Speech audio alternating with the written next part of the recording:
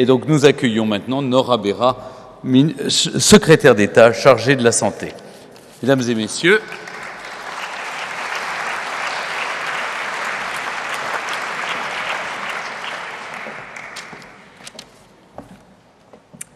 merci Stéphane, je vais essayer d'être brève. Je pense que cette assemblée commence à avoir un petit creux au fond de l'estomac.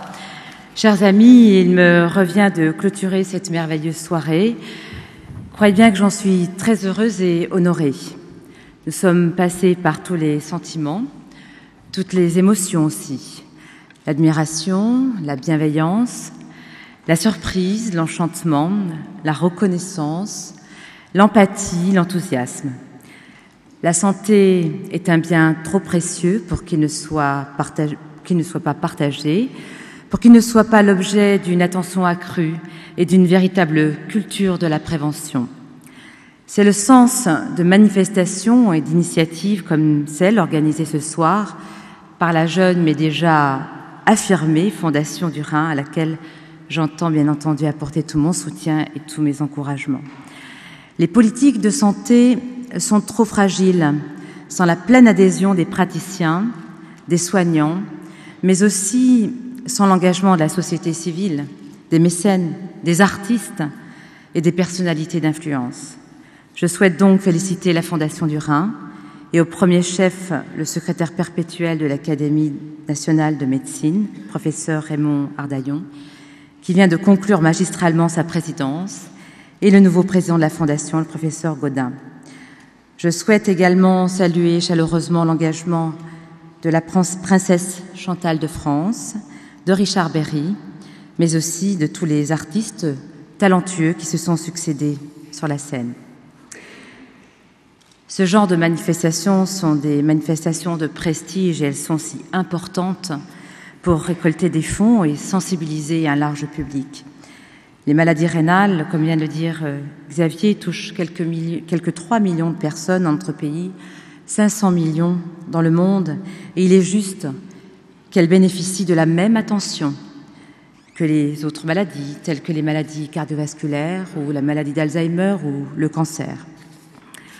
J'ai lancé il y a quelques semaines le dispositif 2011, année des patients et de leurs droits.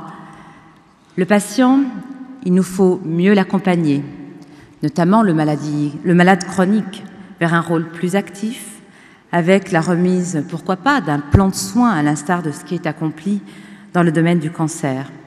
La société évolue, comme la communauté médicale d'ailleurs et paramédicale. Parallèlement, le statut du médecin évolue lui aussi.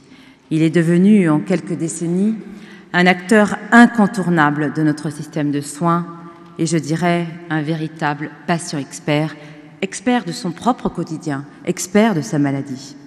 De lui et de son éducation, pas uniquement thérapeutique, dépend l'évolution de son parcours et la qualité de l'offre de soins.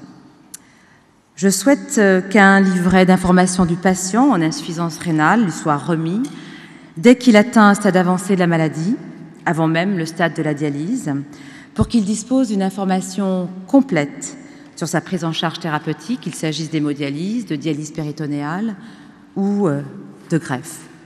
Il me paraît souhaitable de confier la responsabilité de l'écriture de ce livret à la Fondation du Rhin, en lien, bien sûr, avec les sociétés savantes et les associations de patients. Alors que le rapport 2009 du réseau Rhin fait apparaître de grandes disparités dans l'accès à la dialyse péritonéale et la greffe dans notre territoire, il me paraît indispensable de capitaliser sur les nouveaux modes de surveillance thérapeutique. Grâce à des outils comme la télémédecine, par exemple, le patient dialysé peut bénéficier d'une meilleure sécurité des soins, mais aussi d'une plus grande liberté dans son choix thérapeutique. Je m'engage aussi, cher Thierry Dassault, à ce que le livret d'accompagnement le syndrome néphrotique de l'enfant soit réédité en 2011 par nos services, comme vous l'avez promis Roselyne Bachelot.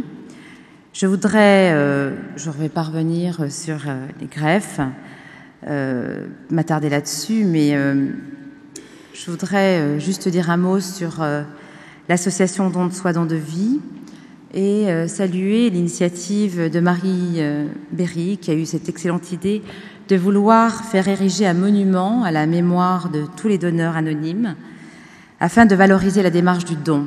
Je souscris avec Xavier Bertrand à ce projet et nous allons voir avec nos services le lieu où une telle sculpture pourrait être installée. Je pense qu'en matière de dons, au-delà de l'information, c'est une campagne d'action qu'il nous faudra conduire et engager en France une véritable culture du don. Chacun de nous mesure combien cette belle soirée est loin d'être un point d'arrivée. Elle est un commencement. Elle nous invite à la vigilance, elle nous engage à l'action. C'est en travaillant dans la même direction, au service des patients, au service de ceux qui souffrent, c'est en développant une ambition partagée que nous pourrons renforcer le pacte de confiance entre les patients et les médecins. Je veux vous dire ce soir combien vous pouvez compter sur moi, sur Xavier Bertrand, pour faire en sorte que cette confiance soit partagée par tous les acteurs de la santé. Je vous remercie.